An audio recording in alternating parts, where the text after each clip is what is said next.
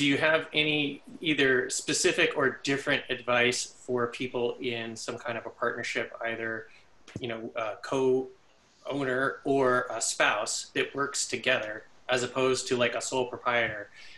One of the people said, escaping the owner prison makes me think of someone that has a business as opposed to like a couple people who have a business together. So basically, I got two, three different versions of that same question. So can you speak to that at all?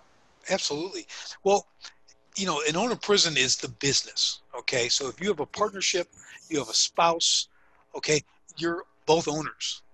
And my personal experience with, I tried some partners early on, some other things, but it was difficult because unless you have very, very unique separate abilities that can add to the business, if you're crossing over and you're kind of both the same, that's not going to make a great partnership. Okay, that's my main tip there. Partnerships are difficult. And then you put a family partnership, whether it's a spouse or, your brother, sisters, mom, dad, the whole thing, that's a whole nother element of difficulty. Okay, you're dealing, holy cow. Okay, we could do a whole podcast on that all by itself. Okay, but I would say that, yes, if you have multiples in it, this is the importance of the exit strategy. Okay, you're going back to all this, right? So now you've got two people, maybe, okay, you got partners. We'll go just partners. Maybe one wants to be done in 7 years, and you're like, oh, I don't want to be done for 10 years. I need to make X amount of dollars. They need to make this much. One guy's enough is not the other guy's enough. So what do? Is there going to be a point for buyout? Okay, I'm looking for this. If I'm partner number two, okay, I'm looking to create $20,000 a month passive income. My sell point is, $1.3 million for my portion of the business. My direction is to hit that in 6 years. Can I have a sell option? Or me as the number one partner can have a buyout option at that time so they can walk away. I run the business from there. Okay, that's stuff that can be documented. You want to have that as an agreement. Again, peace of mind. They understand you have very,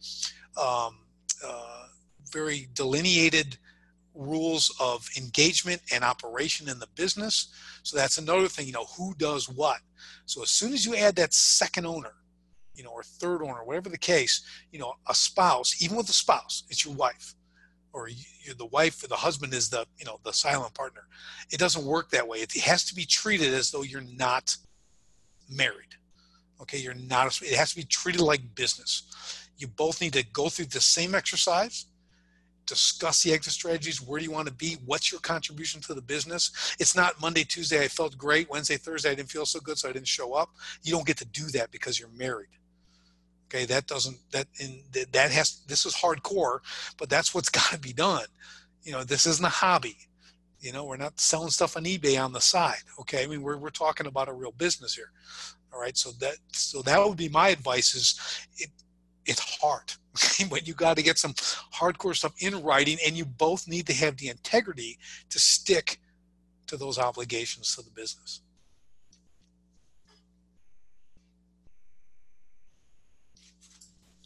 Yeah, I think that's really helpful for both, whether they're married or not. I have a friend who he and his wife worked together, and right now they are the company.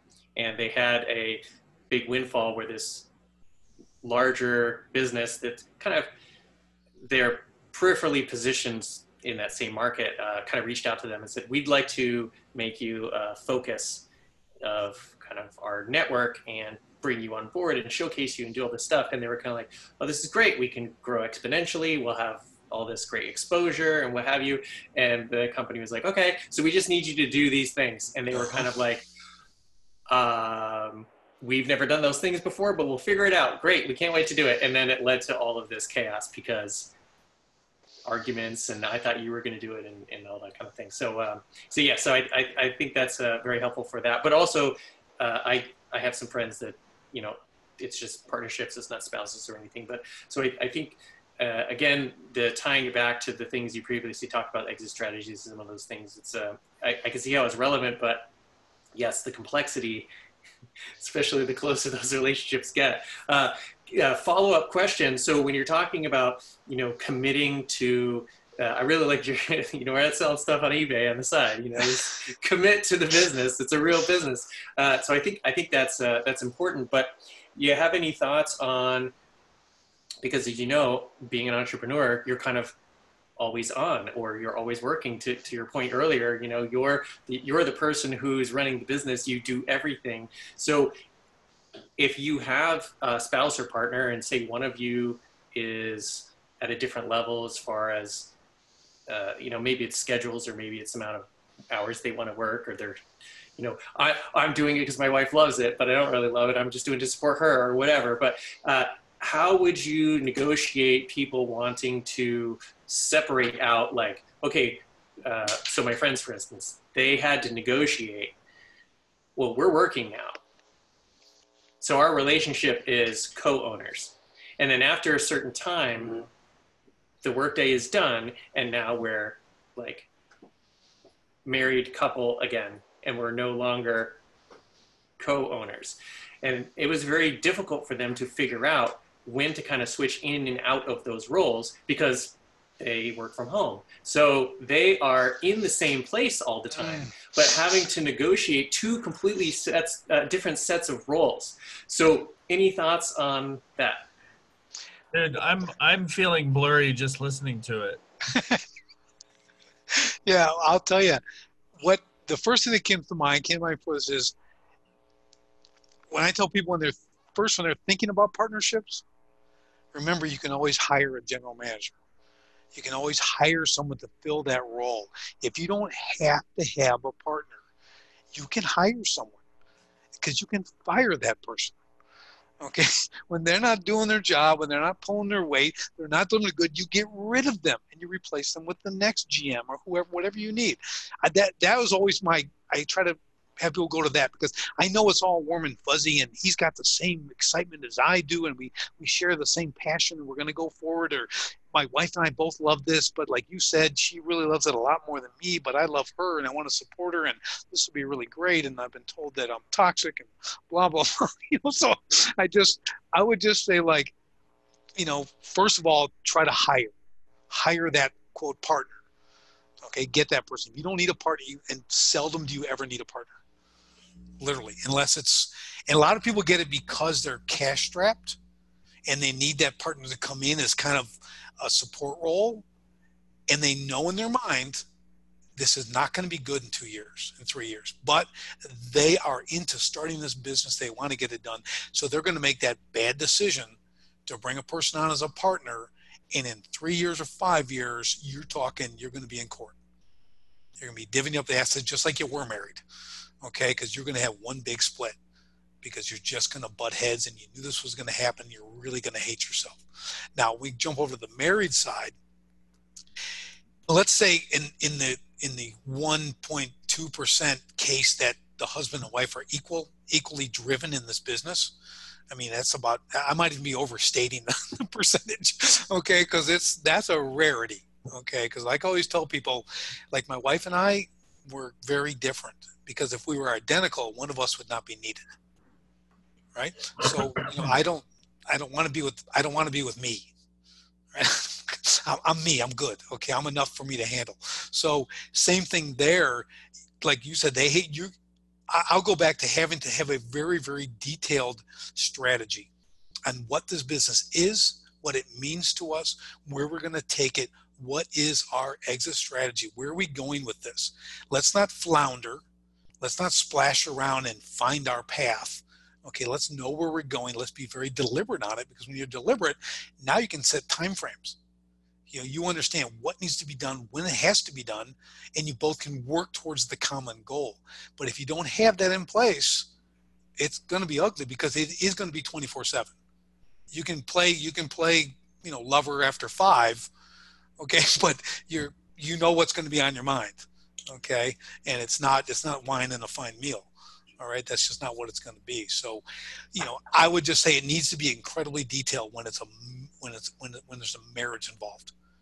Just like any kind of family, any kind of spousal thing, it needs to be very, very deliberate, and that time needs to be taken, discussed, agreed, because then you're going to find out how different you really are. Because all of a sudden you have two very different goals.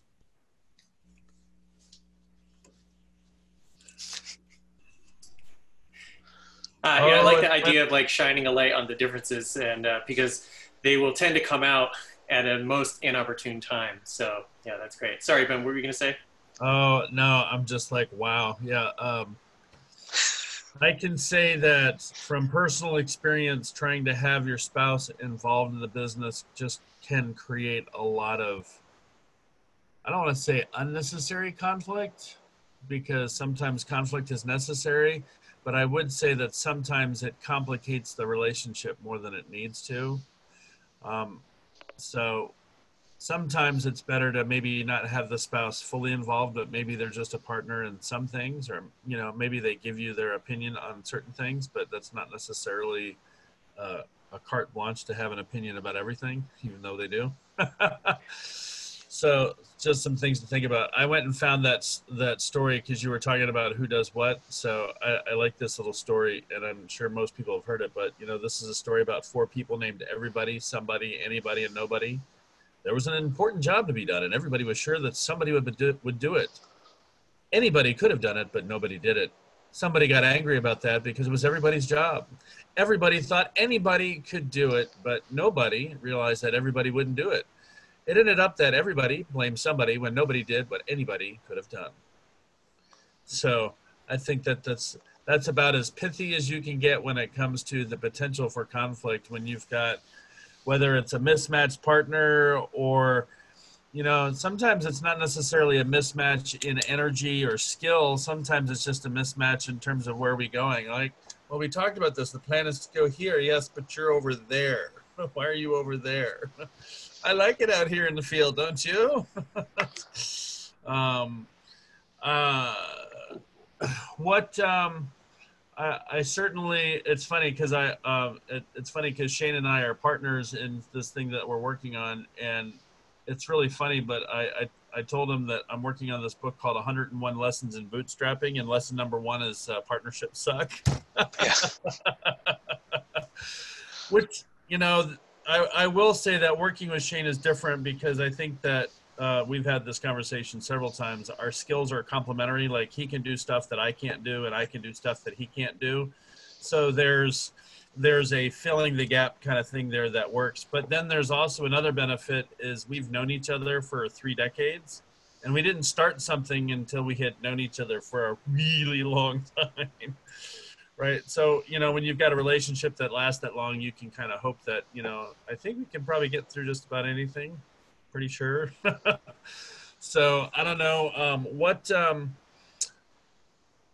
when it comes to escaping the owner prison, the concept of, working on your business versus working in your business. And I totally get the illustration because I've got a background in construction as well. The difference, like it drives me just absolutely bonkers when I find myself in the truck going to get materials. Like, I'm like, that's not what I need to be doing right now.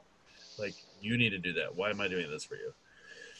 But can you talk about the top 5% to the top 10%? John Maxwell talks about how if you're like a 6, a 7, or an 8 on something, you should work on making all of those 10s. And if you're a 1, 2, 3, or a 4, you shouldn't waste your time trying to make those better because the best you'll ever be is a 5.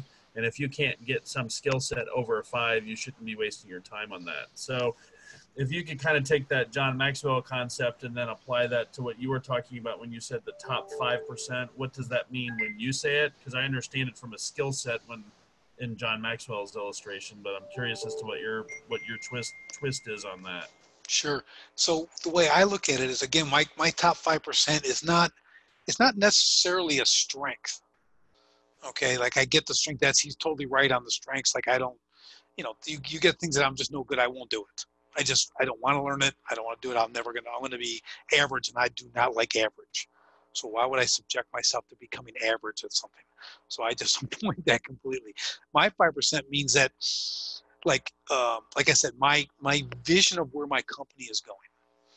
Okay. Now I can share the vision, but no one creates the vision and no one drives the vision except me. All right. Everyone else is in the support role of my vision, but I'm the vision leader, right? So I'm in the front of the pack. I'm a big believer leading from the front, but at the same time, there I am, right? So that's in my top 5% to make sure that things are staying on mission, that vision is being upheld and supported and created. Okay, so my 5% is out. I am making the contacts and the networks and building things that are gonna support and increase my brand awareness, my ability to network and grow my business to increase my market share.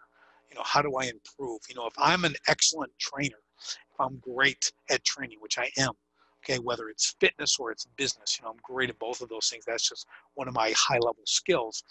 I focus on that. So I'm at the top of the training level, teaching people, then that goes down. So I'll create that. I'll spend my time on that to make sure our training of my own coaches down to, who they're coaching, our clients, are all done. See, so I do focus on that. But again, my 5%, I'm talking about, I'll give you an example. Like a mentor of mine, got a big house, is super successful. Like he was telling me he's in his house one day, a guy was over and he looks up at the clock on the wall, little battery clock. He goes, the clocks are all stopped. He goes, your clocks need to change the batteries. He goes, well, that's not my 5%. I don't change batteries.